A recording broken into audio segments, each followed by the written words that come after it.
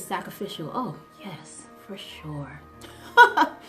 For sure. And I always say, I did a workshop talking about sacrifice in relationships. And I said the first thing that you have to sacrifice, and really the only thing, is your vulnerability. Once you are open and surrendered, that's the main sacrifice for us, because that's what, that's why I'm so grateful that God knew better than I did. Because I would never have thought that I would be talking about relationships the way that my mindset was when I was younger. But he afforded me, thank God, the opportunity not just to talk about it, but to talk about it from a very, experientially based on the relationship that I have with Ben and the empowerment of it. But that was the main thing that I had to sacrifice, was just vulnerability. That part was the main thing. And even in this conversation, I always tell the people who have tuned into the other episodes that I definitely had a very reverential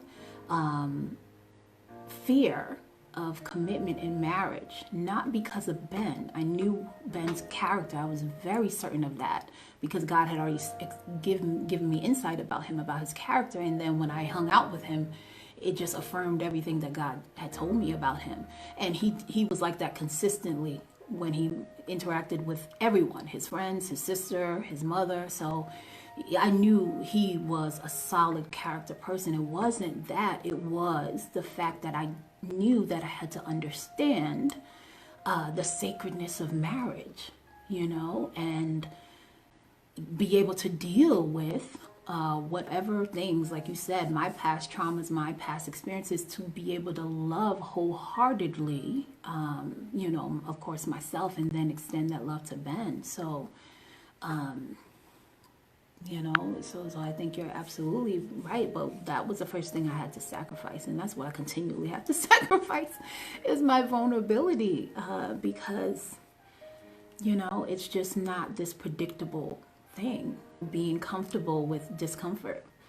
And the idea that you're not in control. You're not in control, definitely, if you have to align with another person to harmonize with them and be in partnership, and where you can't just put your own selfish wants or ambitions at the forefront.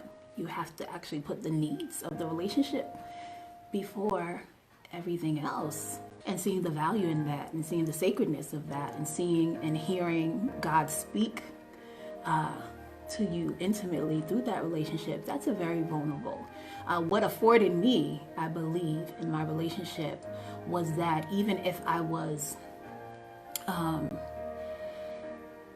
guess not, I didn't really focus so much on being distrusting of people, but I definitely had a guard up for my heart. I wasn't going to let someone close to me, if I felt in my discernment that they were not a person that I can trust with my heart. But because I was vulnerable to God, it helped me to have discernment towards people. And then it also helped me to kind of naturally gel and harmonize with Ben, because he was a person who was focusing on connecting to God. And because of that, my heart could be safe with him. So I realized the difference between him and the other guys that I was dealing with was that Ben's kind of jewel. He was like a sage soul. For him, the way his mentality at 17 was very sage. So it just worked, where we could sit down and have some really, really deep conversations that would trigger so many vulnerable moments for me that was necessary in the process of us not only connecting, but me as well as him growing to be a better person. I think it happens in marriage as well. I think there are times where, you just think about, a spouse losing a parent or a loved one, or just situations in life that happens that jolts, our soul and our spirit. Sometimes those situations take up a lot of energy within that person, and their partner might not feel, because they're experiencing the situation right now, their partner might feel like, oh, this person is emotionally unavailable to me. And that might very be true in that moment. And I think that person would have to understand and say, okay, well, this person is going through this process. And now don't get me wrong, the partner who's feeling that should express to them, like, if they don't understand, like, okay, this is what's going on. I'm going through this right now, and I know that I'm acting different, but if you can just give me some time. And so I think, of course, every unique situation is different. But that's why I'm always saying, okay, if you're in a situation, just assess what the needs are in the relationship. Because in a situation like I just brought up, where there's something traumatic that has happened, even in a marriage situation,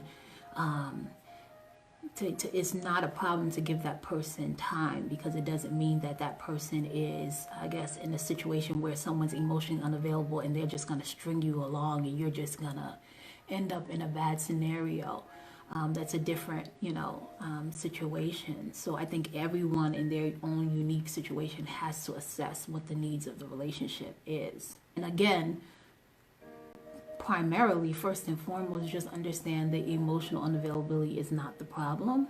I always say our relationships and the issues and problems that are brought up in them, that come up as we navigate our relationships, are just tools to reflect on the things that we need to work on within ourselves, So if you look at it in that way, then you always have the power, not the other person. You always have the power, of course, connected to God. You always have the power to respond to the situation in a way that puts you in a better position, in a better state. So I would say just look at it from, if whatever way you look at it, start from that point of view and that perspective, and you won't go wrong if you look at it from that way.